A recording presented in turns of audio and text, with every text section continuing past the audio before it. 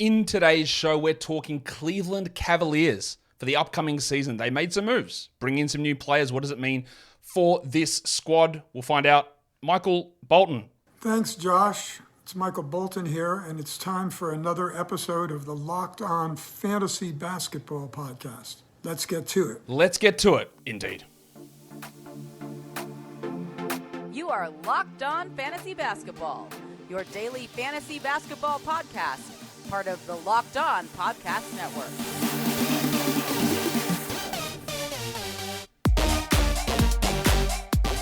Hello and welcome to the Locked On Fantasy Basketball Podcast, brought to you by Basketball Monster. My name is Josh Lloyd and I am the lead fantasy analyst at basketballmonster.com. And you can find me on Twitter as always, at redrock_bball, on TikTok at redrock_bball, and on Instagram at Locked On Fantasy Basketball. Today's episode is brought to you by Bird Dogs. Go to birddogs.com/LockedOnNBA or enter the promo code LockedOnNBA for a free white tech hat with any purchase. You won't want to take your Bird Dogs off, we promise you. Thank you also for making Locked On Fantasy Basketball your first listen every day. We are free. We are available on all platforms. So let's bring in Evan Dammarell of the Locked On Cavs podcast to talk about a team who's improving each of the last two seasons and probably is ready to make some real noise this season. Let's see what he thinks about the team, the moves they've made, and how that translates across for this upcoming season. So we'll get him in now. All right, Evan, welcome back to the show. Thanks. It's been a while since you had me. Yeah, we're here to talk. Did you do it last year or did Chris do it? I can't remember who was here last year doing it, but that's fine. It's always one of us. If you're an audio listener, Chris and I sound strikingly similar, so it's a little bit of a guesstimate on who you think it actually is, but I think it was me last year. Yeah, I think it might have been, but that doesn't matter because we're here to talk about the new Cavs, the new look Cavs, the team that was so good in the regular season and they got bounced in the first round of the playoffs, which of course is not a great thing the Cavs fans want to hear, but it is reality. So they made some moves in the offseason, and that's exactly where we're going to start with looking at this team because it's a relatively large list. Max Strus and George Niang are the two big signings, and there's one thing that those two guys have in common, Evan, and it is they are shooters, and that is what they do. And obviously, that is something the team addressed or identified as what they needed, and they went out and got two of the best shooters who were available on the free agent market. Yeah, credit where credit's due to Cavs president of basketball operations, Kobe Altman. He stressed during his exit interview that the Cavs need to add a touch of modernity to what's frankly an antiquated style of basketball, two 7-footers sharing the floor in Evan Mobley and Jared Allen. So, yeah, like you said, the Cavs certainly got creative. They used almost their all but $3.3 million of their level of exception to sign George Niang. They had to trade Jetty Osman and Lamar Stevens to San Antonio in order just for Miami to avoid taking on salary to land Max Strus. And then you didn't mention him, but like Ty Jerome, for what it's worth, is a pretty solid shooter and outright. He's a shooting combo card, and I think could fit kind of nicely next to either one of Mitchell, Garland, or LeVert, or just in a combination of those guys as well.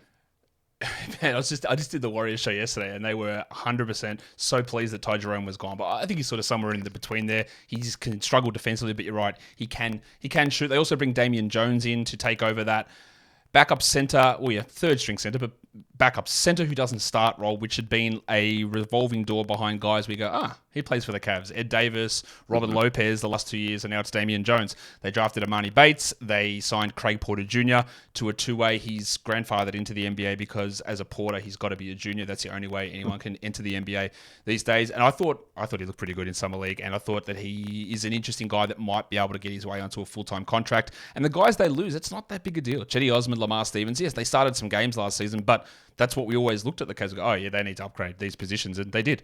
So those guys are gone. Danny Green, we don't know where he's going to end up. Hull Neto, I correct me if I'm wrong here, Evan. I wouldn't be surprised if he's back with the team.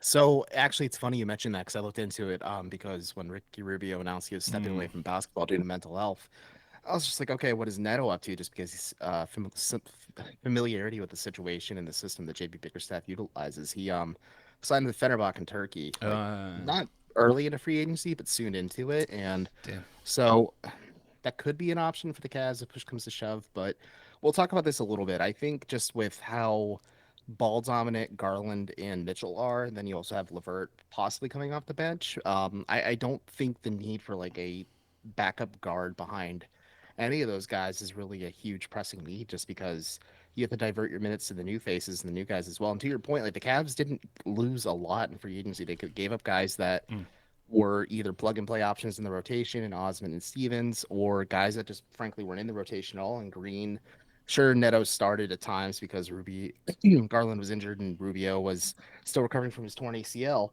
But you have guys like Mamadi Diakite, Robin Lopez, Dylan Windler, who's just a shell of himself at this point. Like you didn't lose a ton, and you brought in at least meaningful depth pieces, so you're able to play semi-competitive basketball come playoff time. Yeah, look, Dylan Windler, I think, played a single game last season. The thing I say there with Neto, you said he started some games because Rubio was out and Garland was injured. Well, that very same situation might appear this season because Rubio might be out and Garland might get hurt at some point. Yes, Ty Jerome can step in there, and that would enable more Caris LeVert point guard minutes and shifting Max Strus down. But then they also ran to that position. And what the hell do we do with that position at the 3, where we've been so barren for so long? But that brings us to Ricky Rubio, who has said that he's stepping away from basketball, putting his career on pause due to mental health concerns. He won't be playing in the World Cup. Do we have any indication, not that this is the priority, because obviously we want Ricky to be fine, and he's been playing professionally for like 18, 19 years now. There's a lot of stress built up on that. But do we have any indication of how this might impact his NBA season? So we'll have to see, does he report to training camp in Cleveland come October, because NBA training camp started a little later this year due to the tournament in Vegas. But we'll see if he does report. We'll see if he's stepping away from basketball due to FIBA and just like you said, the World Cup. But more than that, like Rubio's case is interesting because, like you said, it is the mental part of the game and the mental part of his recovery. He's torn the same ACL twice. I think it's just really been hard for him to find a rhythm and get back on the court. You certainly saw in the playoffs that he isn't 100%, despite maybe saying physically he's 100%. There's still some hurdles and roadblocks he has to clear to kind of get back to the player he maybe once was before he tore his ACL with the Cavs. But at this point, I don't think there's any indication. And if I'm Cleveland, you don't really make a concerted effort to rush him back because, one, that's bad optics, and two, like, it probably is the mental part of recovery. And plus, I think he is homesick as well. He stresses a lot that when he does hang it up, when he does retire, that's when his kids are eligible to start going to school. He wants them to go to school in Spain. He wants to be there for it. Like when he tore his ACL, he was traded to the Pacers for Caris LeVert, but he didn't report to Indiana. Instead, he just went back to Spain to rehab and recover after his knee surgery. And so, like, he's probably a little homesick after playing professionally in the NBA for over a decade at this point. So I understand where he's coming from, and maybe he just can't get over those, like, last few hurdles, and they're just frustrating him, and he needs to step away just to find a center and refocus to see if, like, do I love the game enough? And this is unfortunate, and knock on wood, you don't want this to happen, but like, if I get hurt again, do I want to go through this again, or do I want to hang it up permanently? So physically, as I enter my 40s, like my knees and back and just body in general aren't completely shot, and I have the body of an 80-year-old in a 40-year-old man's body.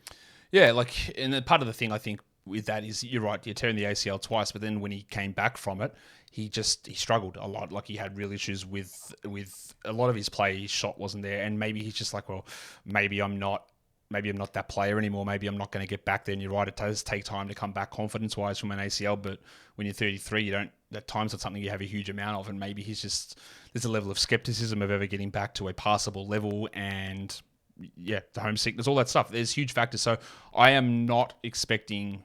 Look, not that I'm not expecting him to return, but I'm also, if he doesn't return at all, I'm not going to be stunned with it, given that he's already stepping away now. I'm not like, oh, this will be a short break and then he'll return.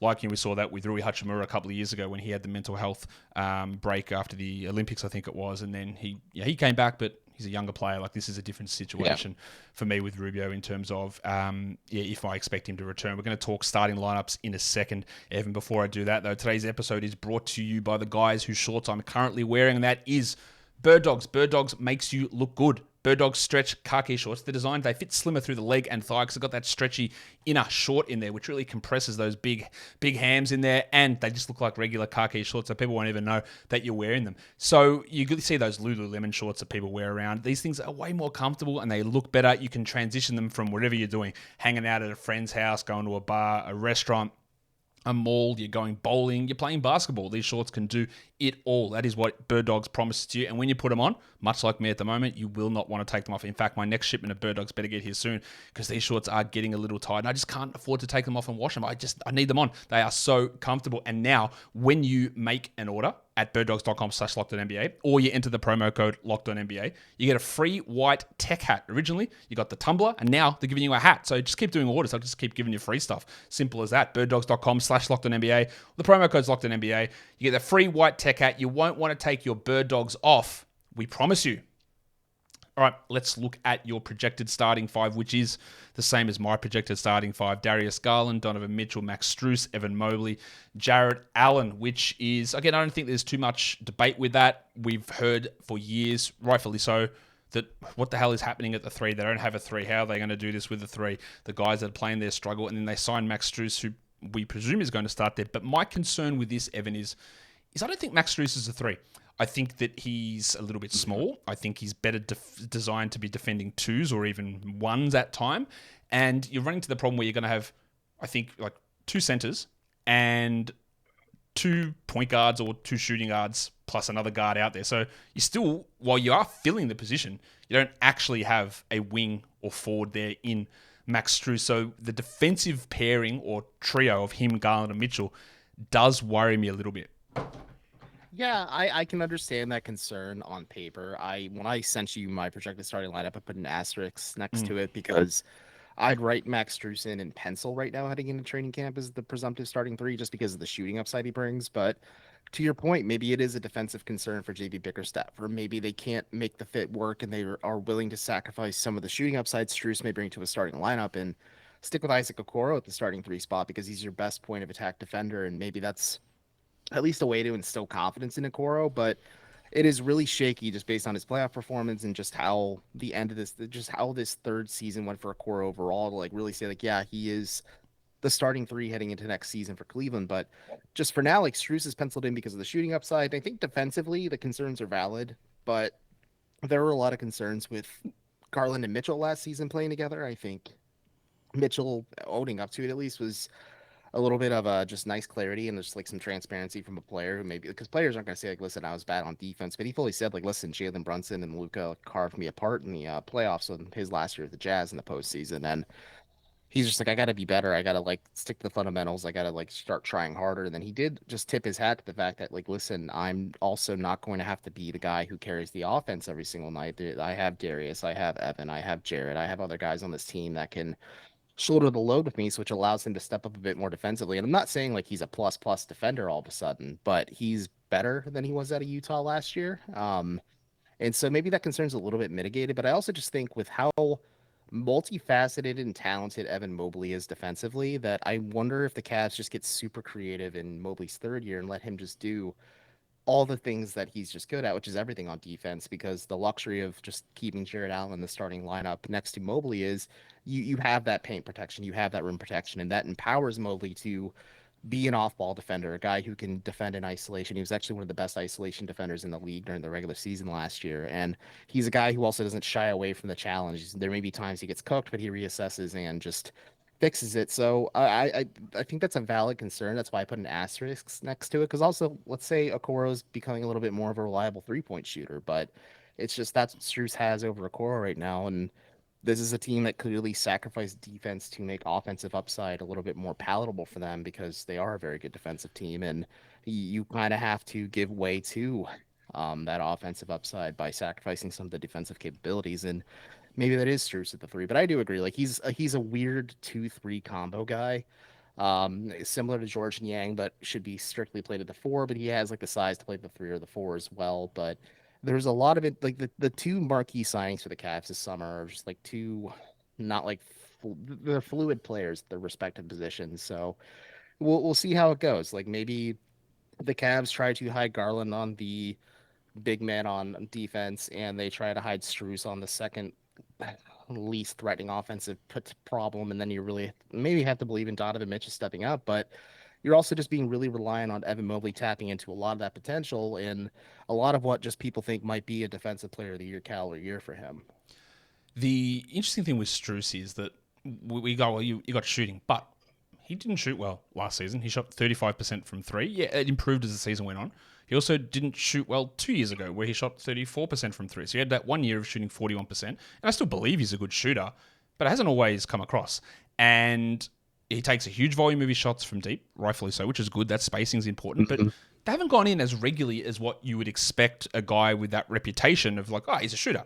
And I think part of it is that he's white and people just assume that they're going to go in when he's taking so many of them, but they haven't. And that is a little bit of a concern for me, that if the numbers repeat from last season, which again, they did improve as the season went on, or from 2 years ago, then I'm not sure his utility in that group. But what that does bring me to is that the guy you just mentioned is George Niang, who I think I think he's a natural four, like you just said, but he will play some minutes at the three. But getting Niang in there, who is a legit three-point shooter as well, who takes a lot of shots from three, is the addition of Niang I don't know if it's a sign, but gives JB Bickerstaff the functionality to say, all right, well, we're closing the game with Niang and Mobley as our 4-5 now. Mm-hmm. I think that's an interesting lineup. I think more than anything, when you look at how the Cavs were smoked in the playoffs, they only had 5.5, with the half being Isaac Okoro on the defensive side of the ball, viable players against New York, and the Knicks overwhelmed them with depth. And to your point, like Strus is inconsistent at times. If you can look at the series against Denver in the NBA Finals, where his shot abandoned him quite a bit, but if you were to inject him into Cleveland's lineup last year based on his production in Miami, he would have been like the third or fourth best three-point shooter just from pure volume alone. And I think Niang would jump in right after him. But like to your point, like there's unique and creative lineups where the Cavs could just look at multifaceted things, and they maybe play Niang at the 4, Mobley at the 5, maybe it's Allen at the 5, Niang at the 4. You could even go super big if you want to, and put like Caris, LeVert at the 1, or even Donovan Mitchell at the 1, Max Strus at the 2, Niang at the 3. Mobley at the 4 and Allen at the 5. You're really asking those two bigs to do a lot for you defensively, but like it's a fair question on what Mobley is as a player too. Like, do the Cavs truly view him as a center long term, or do they think he could be a guy who adds a little bit of touch to his game, and he can start at the 4, but he's more naturally a 5, similar into like a vein of Anthony Davis or like the Toronto Raptors with Chris Bosh. They kind of like explore those avenues, but if Mobley had spacing, like the Cavs could run 5-out lineups like that to really utilize things and just make things really at least offensively make it a lot more creative. Like you said, it gives Bickerstaff a lot of versatility and fluidity, because like when it comes to Niang or even Strus, like there's no true like set position for them, even though defensively Niang's a 4. Like if you ask him to defend in isolation on the perimeter 9 times out of 10, he's probably going to get beat up, but he's a guy that isn't afraid to shoot. He's a guy who is very comfortable being a spot-up shooter, and I think there's creative ways the Cavs could utilize him, whether it's through off-ball movement or screens, just kind of unlock the flow offensively, and also just kind of end a lot of the stagnation that comes with what the Cavs ran into in the postseason against the Knicks. What do we do with Caris LeVert, who did have some improvements last season, but still the problem with him is shooting, and that he is more successful when the ball is in his hands, but a Cavs lineup with him with the ball in his hands at the expense of other guys who are better is not necessarily all that strong. They did re-sign him to a fairly reasonable contract, but look, where is he sort of fitting here? After he played 30 minutes a night last season, they bring a guy in Strus who presumably will go over him. Like, is he sort of just penciled in more in that backup role now, or will they be playing him like a starter, do you think, off the bench the way that they did at times last season? So I think the best role for Caris LeVert at this crossroads in his career is he is the super 6 man for the Cavs, where you give him ball handling opportunities where he isn't trying to find his offensive rhythm in the starting lineup next to Darius Garland and Donovan Mitchell, because 20 games into last season, LeVert approached JB Bickerstaff and said like, hey, me starting at the 3 isn't quite working, so I'm not able to get a rhythm.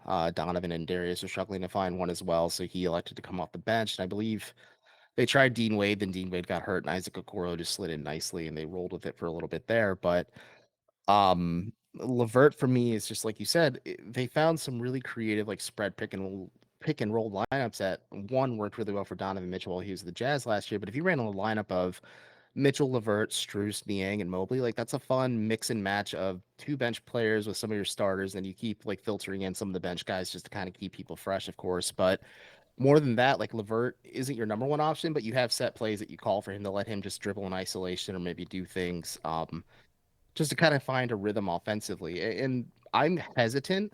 We're going to talk about guys that maybe have an opportunity to shrink a little bit compared to just how their production was last season. And LeVert is one of those dudes. He was in a contract year, and he became a very malleable player in the second half of the season where he took a lot less mid-range jumpers and a lot more three-pointers. And he started becoming a player that the Cavs just needed in terms of just like a bench production guy. And if that carries into next season, and now that he at least has some guaranteed money going forward, that's great for Cleveland. Like you really got a good deal on a guy that like fits in nicely and understands what his role is and realizes he's not bigger than the team, or is this a guy who is trying to maximize his earnings and opportunities just to re-sign to the team that I think a lot of people just knew he was going to re-sign with? Let's talk about some of the younger guys on this team. There are four players, under the age of 23 on this team. Evan Mobley, Isaac Okoro, Amani Bates, and Isaiah Mobley, who is like 8 months or so. Well, not 8 months. He's like 10 months, 11 months older than his brother, Evan Mobley. This is the only time I'm going to talk about it, but let's talk Amani Bates because everyone was so hyped about him in his summer league performance. He's on a two-way deal. I'm pretty skeptical still of him being an NBA player, but do you have any different takes on that? What did you see from summer league? How are the Cavs even going to use him this season? I have real doubts about it, but what did you see from Amani Bates? The only way Amani Bates gets legitimate minutes with the Cavs is either they are wrapping up the season and they rest a bunch of their key guys and just let the two-way guys play, especially just if they call him off the remainder of the season or something like that. But like Bates needs the shot opportunities and just to grow and develop as a player, and he's not going to get that with the Cavs just because there's so many guys that are going to be penciled ahead of him. And also to your point, like sure, he was stellar during summer league play. I think you really saw a lot of the consistency, and I think you saw some that was a concern coming out of Eastern Michigan, and then you saw maybe a little bit of that motor and adaptability, just the fact that he's comfortable with not taking a ton of shot opportunities some games. And then there's other games where like he's just throwing them up and they're not going in, which is similar to his time in college. So he needs a runway to grow and develop. I think he's had a hard and unfortunate path in his career so far just because he was projected to be like the next great thing. He was called the next Kevin Durant. And he says like it is what it is. Like people can say whatever they want, but like you have to empathize with them a little bit just because like I think that'd be incredibly hard if I was that. And then just to watch yourself tumble to like the back end of the second round, but you end up at a team like where there's a clear pecking order in front of you. Maybe there's like a bit of a clear vision on how they want to develop you.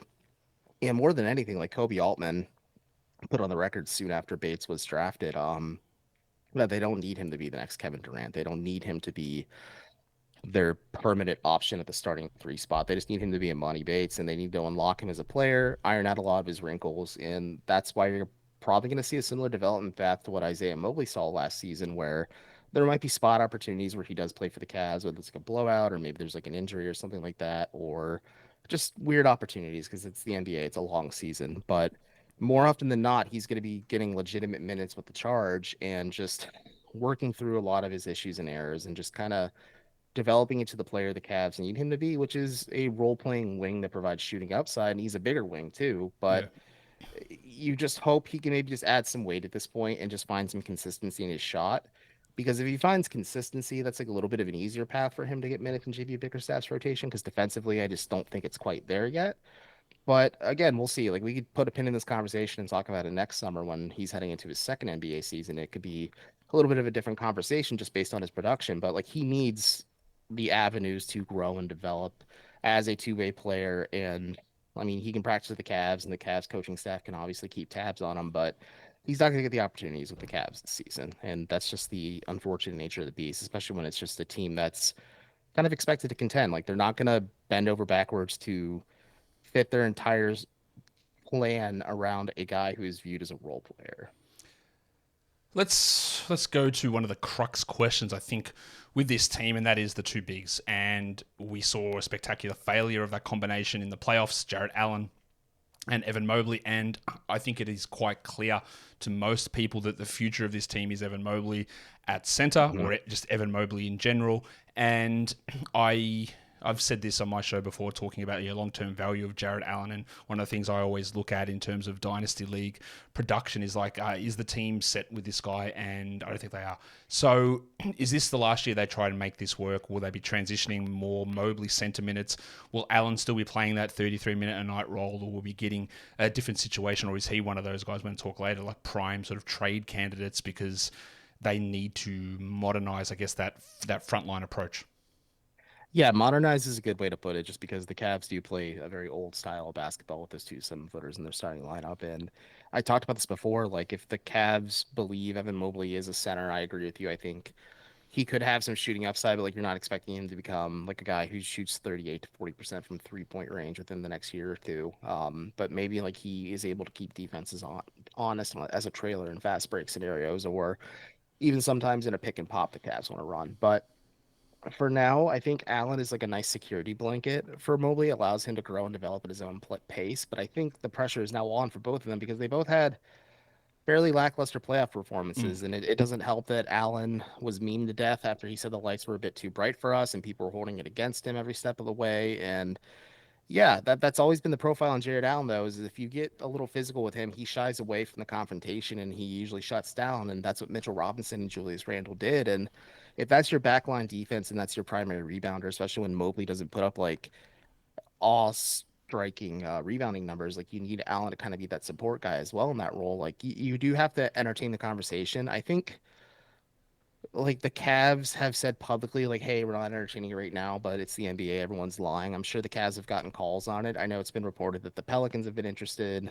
Um, we have to see how that deal flushes out, but I just think Mobley is a bit of a variable in this one. Like, is he more of a natural four that you put a five next to, but like it's not cost and like in the regular season and then during the playoffs you unlock the Cavs even more with playing him at the five just to kind of preserve his body in the regular season. But that's not cost effective when you're spending so much money on Allen and eventually Mobley that you do need to look elsewhere and see what you do with it. And I am curious to see how the Cavs approach this because they have to prove to Donovan Mitchell that they're committed to winning. If they're trying to say like, hey, we can focus on player development and playing winning basketball at the same time, like something's got to give at some point, and you have to find the path you want to build around. But for now, like if Allen is traded next summer, I wouldn't be surprised, but like I would be stunned heading into training camp and like the doldrums of the offseason that Jared Allen is traded at this point, just because like I think the Cavs are comfortable with like maybe not running this back more or less, but like making some tweaks to add more viable players and also giving them a clear idea of what does Evan Mobley look like in year three so that they can maybe make that tougher decision on Jared Allen. Because to your point, like bigs like him that are very low usage big men that are rim runners, they can provide you a lot of defensive paint presence. He's not like a total liability at the free throw line, but like there's limitations to what he can provide you. He's not a shooter.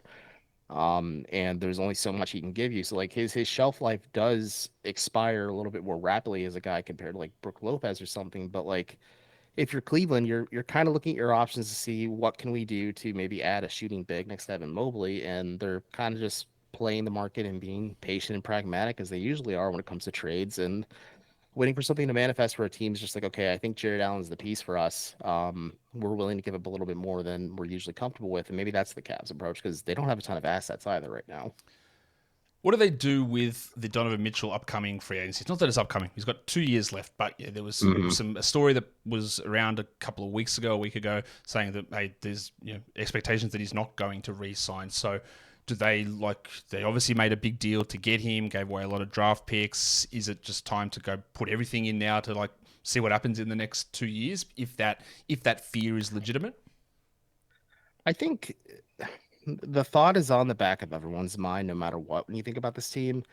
I think if you're Cleveland, you are trying to, and I think how Kobe Altman kind of alluded to this, like we have to prove to Donovan that we're building a winning product because it was really honest when the Cavs were bounced in the first round. Mitchell like apologized to the media saying he's like, I'm sick and tired of doing these press conferences at the end of the first or second round. He's like, I want to go further. I want to play for a championship. I want to play for greatness. And like I think those are pretty clear, not shots, but like answers to the Cavs. Say like, hey, you need to be a little bit more aggressive on the free agency market and maybe in trades as well. And you see them get Max Strus and George Niang, like that's a start, but you obviously don't want to empty the entire clip, especially when you did that already to get Donovan Mitchell. So you have to be patient, take the step by step. But to your point, there's 2 years left in his deal. If the Cavs can kind of like prove to him, like, hey, we are building a winner here. If you're a little bit more patient and let's just say like they make a deeper postseason run this year, I think that conversation is a little bit easier. But if you're ending the last year of his deal before I believe it's a player option, and he just says like, "Hey, I'm not going to sign an extension with you guys. I think we go to New York or Miami or somewhere else." If you're Cleveland, you try to do right by him and trade him to that destination, but neither of those teams really can give you a ton of desirable assets. But that's when you start to look to maybe move on from Mitchell and then just fully commit to building around your tandem of Garland and Mobley, which still isn't a bad spot to be in, quite frankly. But it's definitely something that has to be on everyone's mind just because when Mitchell first came to Cleveland, he was fully transparent with everyone that he expected to be a Knick by the end of the summer. I think everyone in that room expected him to be a Knick at the end of the summer, but he's not. He's a Cavalier, and he has really shut down the narrative and the discussion from the outside. But I'm sure, just with like everyone talking within the ether, and just like there's probably more smoke than there is fire out there, that you at least have to keep it on your mind when it comes to just like proving to Mitchell, like, hey, this is a guy who's entering this prime. He's our best player last season, and he's extension eligible very soon. Like, we need to prove to him that we can build a winner around him so that we don't give up the entire farm for nothing. Or then you have that uncomfortable conversation of, okay, what can we get for a guy who maybe doesn't show up in the playoffs for the third year in a row, but that's a bridge we cross this time next year when we start thinking about it more seriously. But for now, like I'm just saying, you take it day by day. And now, like if you're the Cavs, you're just focused on what this next season in the next few months has in store for you. Who's a breakout candidate? I'm assuming it's Evan Mobley. Yeah, I think that's the easy answer. He's entering year 3. There's a lot of expectations on his shoulder. He had all defensive honors. I think finished in the top 3 in defensive player of the year voting, like clearly showed a lot of leaps and strides defensively in his first 2 years, which is crazy to think about. He's just such a cerebral player, but like I think he is going to have to grow quite a bit and just like really expand his repertoire in his game just to be a more consistent third star in the Cavs rotation, whether that's through his vision because he can pass the ball a little bit, whether that's through shooting because he has stressed several times that he's been practicing shooting the rock with Luke Walton a lot, or maybe it's just taking his defense to a completely different level and just shutting opponents down. It's fascinating to see what path we go with in Evan Mobley in year 3 because that's usually the expected breakout season for some players, but it's either him or Darius Garland because Garland matched his statistical production last season to what he had his first All-Star year.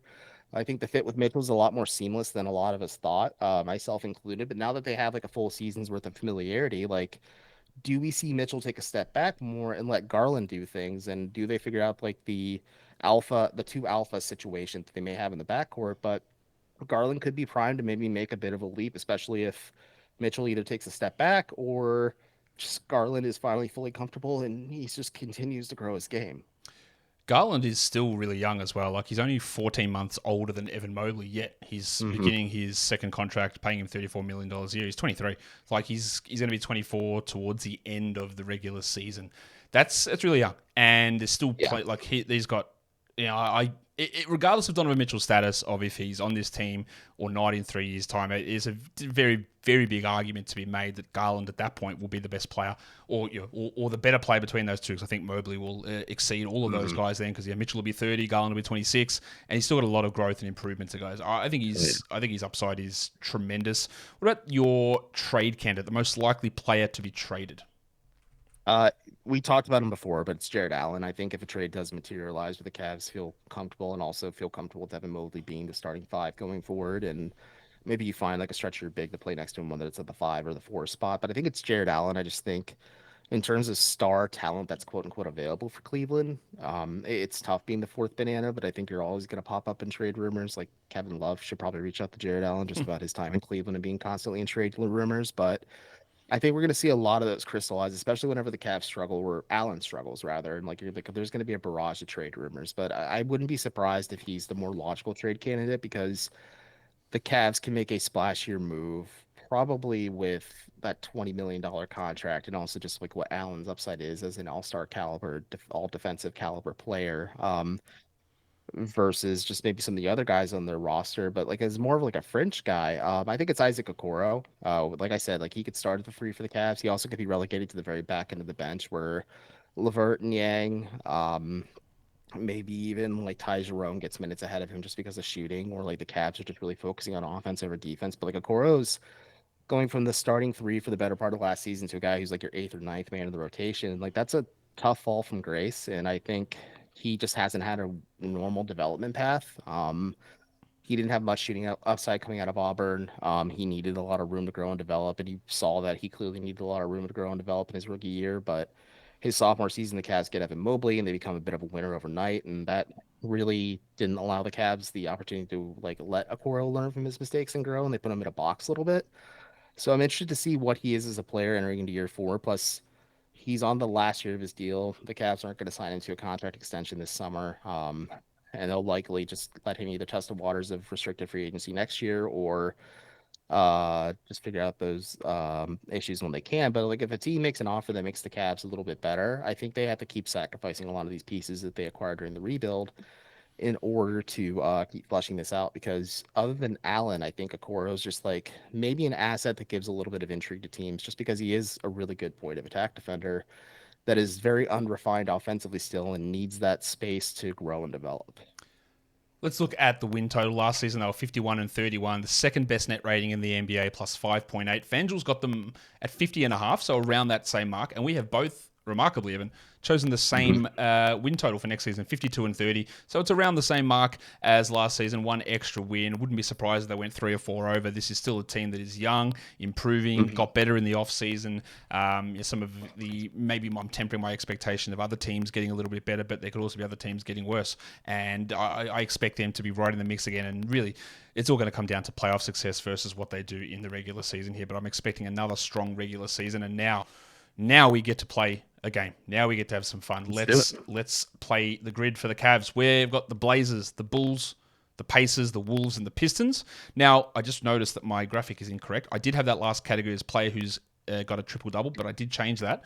I changed it to players who have had a 30% usage season for the Cavs. So that's, yeah. And using basketball reference, and there is no qualifier for minutes played. So just remember that. Now, in terms of rarity scores, we're not competing against anyone else. You're competing against yourself. So what we do is we look at the two teams. I look at the games played for either team. I choose the smaller of that number and then rank the smaller of that number against everyone else. And so look, if someone's played 400 games for one team and 3 games for another, they count as a 3, and then we convert that into a percentage score to get it that way. So where do you want to start? We're obviously going lower rarity, the better, to try and beat your fellow Locked On hosts. Man, this is a little tricky.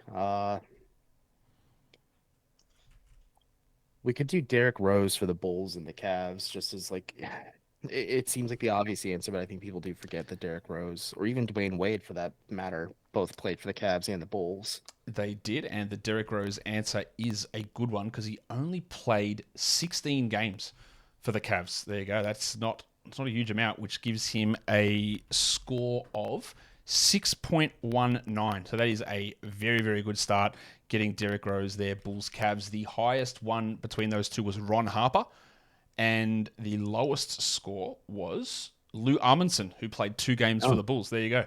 All right, where are we going next? Wolves and Cavs. This is a more sudden trade, but Taurean Prince. Ooh, Taurean Prince. All right, let's have a look. Taurean Prince.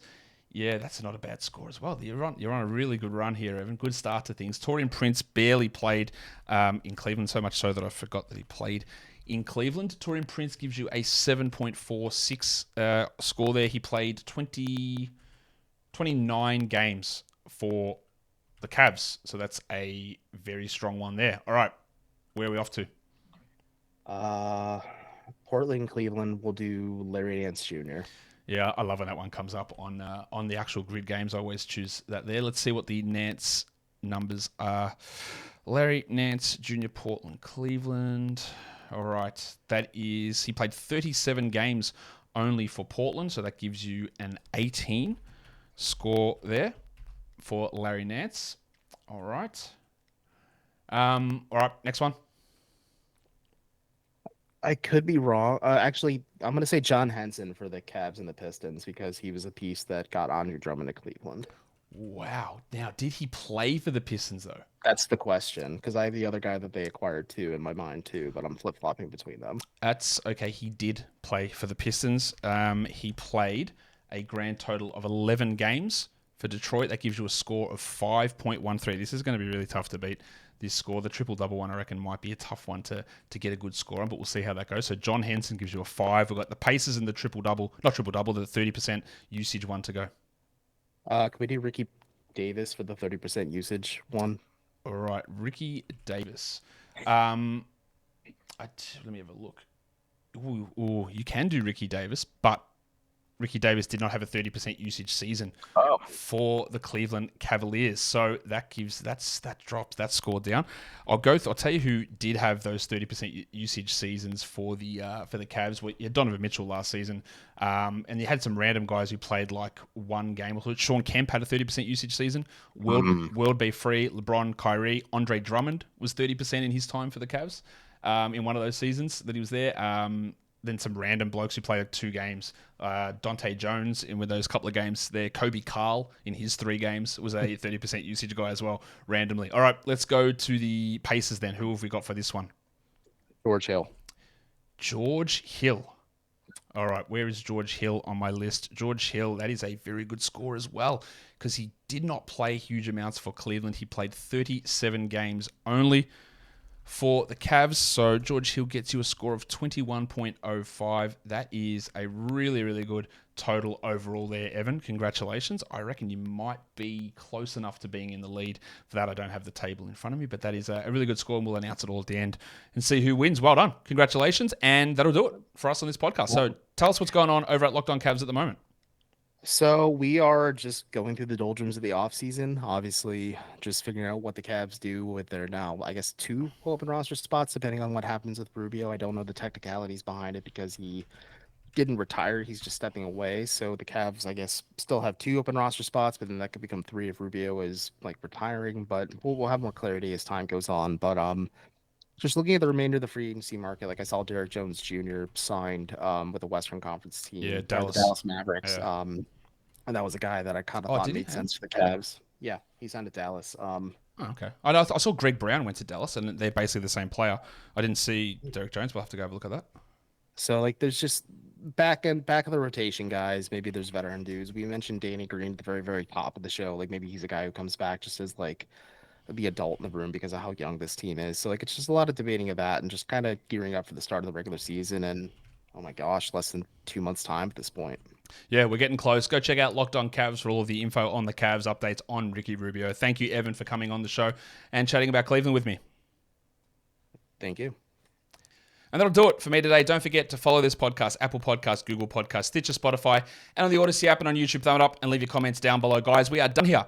Thank you so much for listening, everyone. See ya.